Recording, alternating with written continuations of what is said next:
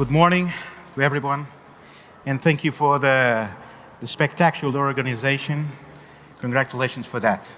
And before starting the presentation itself, and for the ones who don't know what Benfica is, and not talking about the greatness of sports that the club represents, either in Portugal and other international, I'm going to give you some other points that you might don't know about what Benfica had in the past and historically in all the context of sports. You know that Benfica was the first club in Portugal to play in noon with artificial lights in 1990. It's interesting.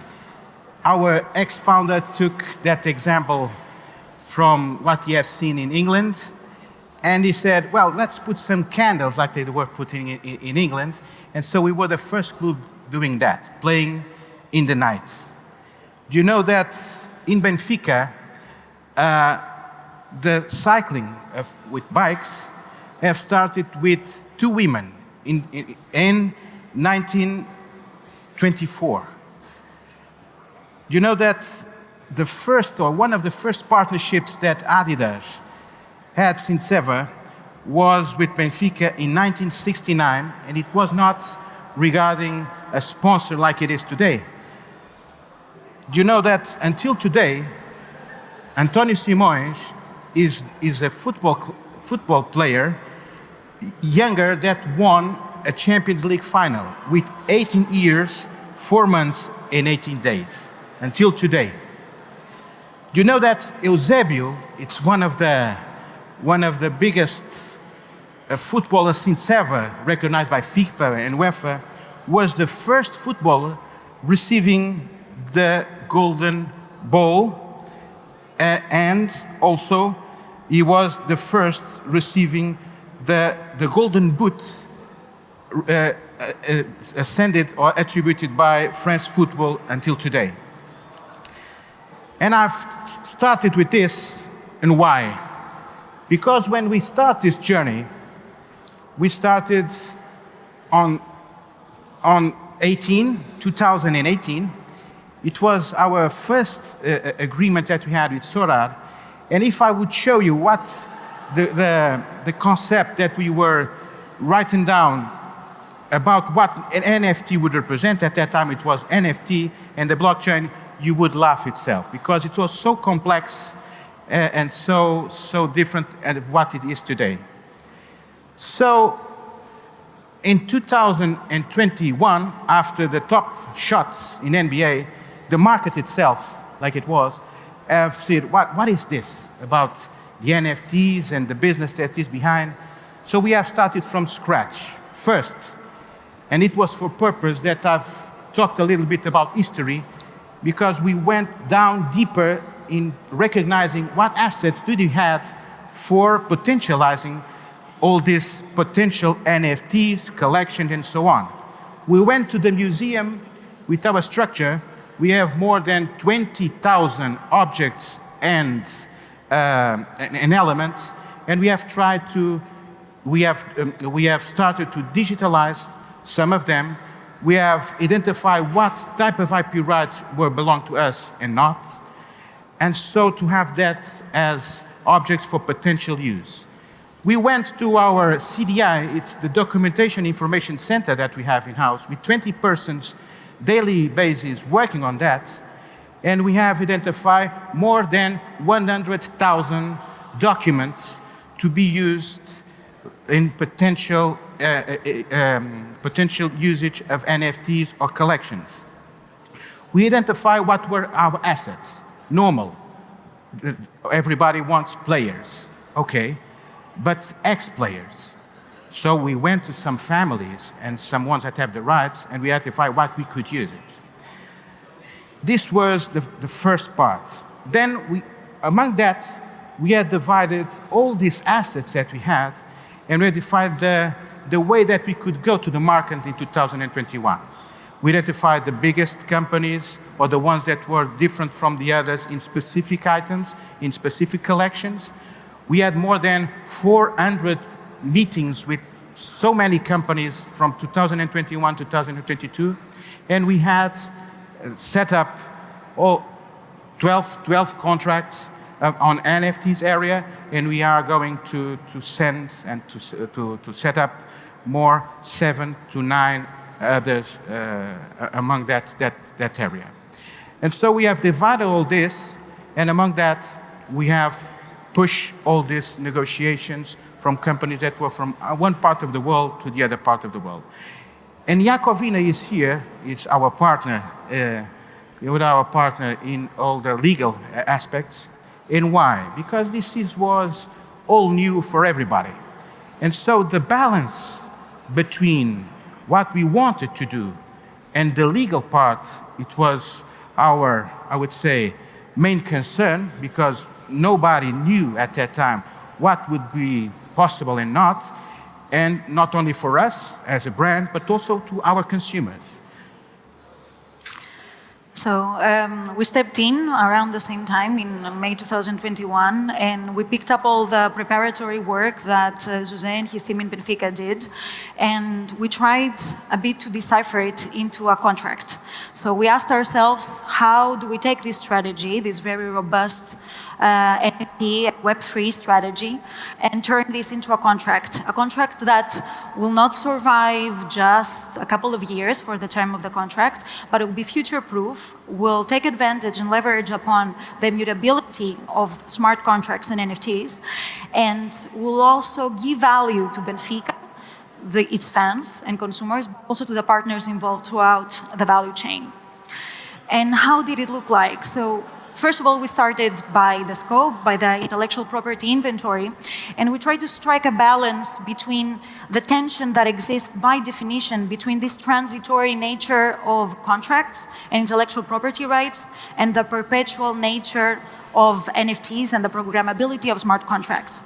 So what does that mean? So your classic intellectual property monetization, when it comes to licensing, has an end, has a beginning and an end.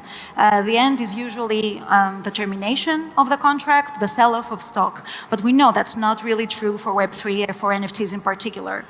So how did we try to resolve this tension?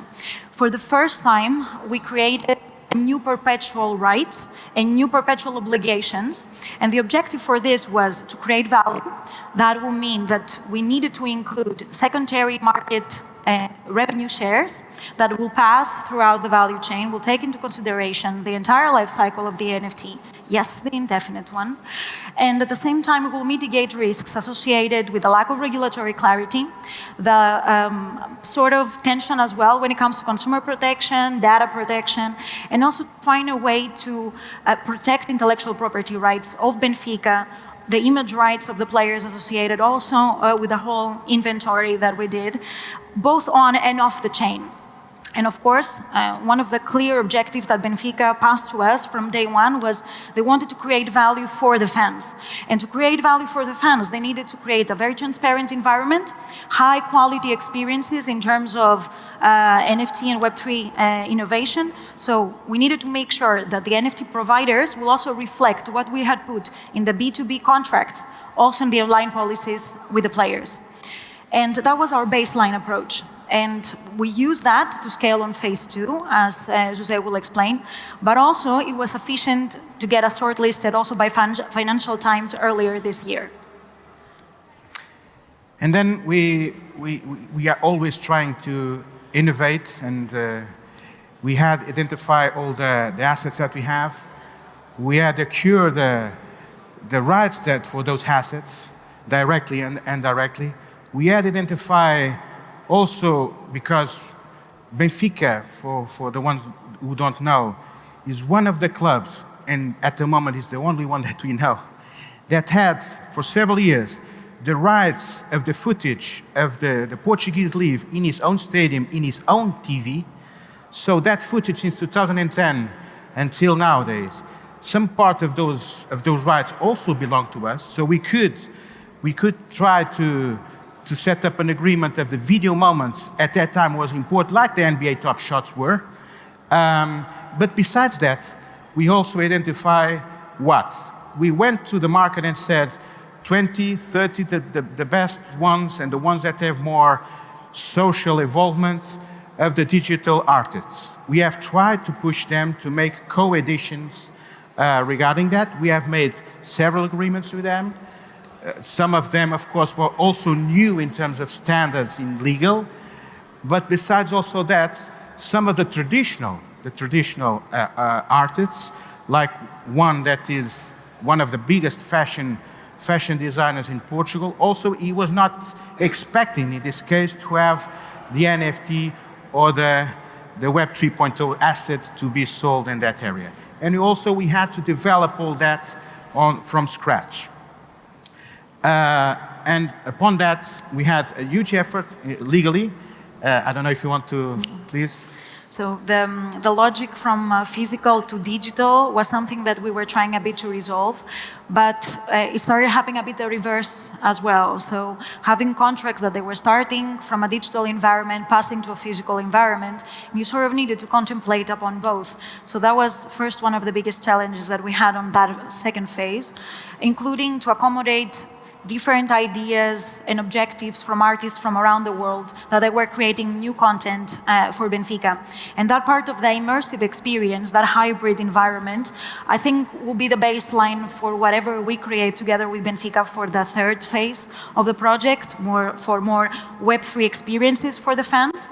And the other very interesting and complicated issue was, so we kept on monitoring what was happening legally. And we were looking a lot on the market for crypto assets regulation.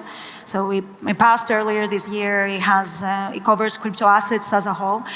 And your classic digital collectible, so the NFTs, are out of the scope. However, because of the technology, it is the closest thing that we have to sort of foresee the trend in the future of how to regulate NFTs and the Web3 marketplace. So we thought we can draw some conclusions from there and start adapting now to make sure that we will keep on having future-proof solutions. And the most interesting one had to do with consumer protection. So far, the majority of your terms and conditions go and say you cannot exercise your right to withdraw on a virtual environment because really, how are you going to do it? Something that happened on the chain is immutable. But there is a way to go around it, so we started introducing that on the latest contracts that we had, leading us to the third phase of the project. I will come back a little bit just to... There's a word that since the beginning of this process, and for everybody that is in this Web 3.0, Web 3.0, is community. And for the ones that want to promote their products, their blockchains, community is what clubs and brands like Benfica have to be available for those processes. It's not only one community, as you might, because we have several communities inside the big community in terms of the Benfica brand. And if you go back a little bit in the process, and for all the companies that were, first they launched only the digital asset. Then they felt, no, but we need something physical. That's why if we come back, it said, no, people will only recognize the digital if it has a physical asset. Either if it's a certificate, either it's a product that is signed, either if it's a product that is given.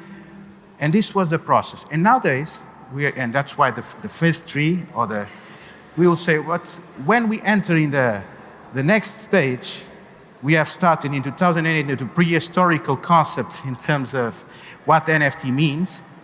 And now the digital asset, what will be the future in terms of metaverse and all the social networks, in terms of assets that will be provided in those applications? What will be? We don't know. One thing we are sure is that certification will be needed in several aspects.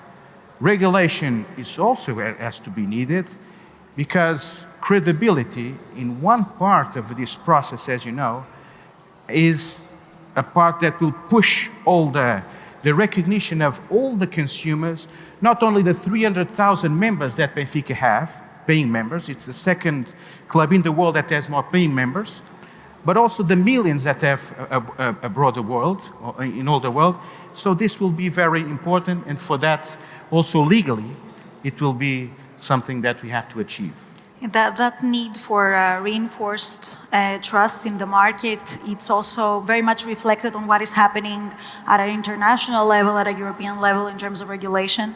And what is very interesting is that we're seeing a bit of a mindset, a different mindset from the regulator. It's something that the community of Web3 already knew, that is not really the technology that is compliant, is the use cases. So there is not a compliant internet, AI, Web3, but they are compliant use cases. The only thing that we are required to do is identify those and try to implement them as we move forward. And now, while we're passing a bit to the Q&A, we'll let a bit of a video play.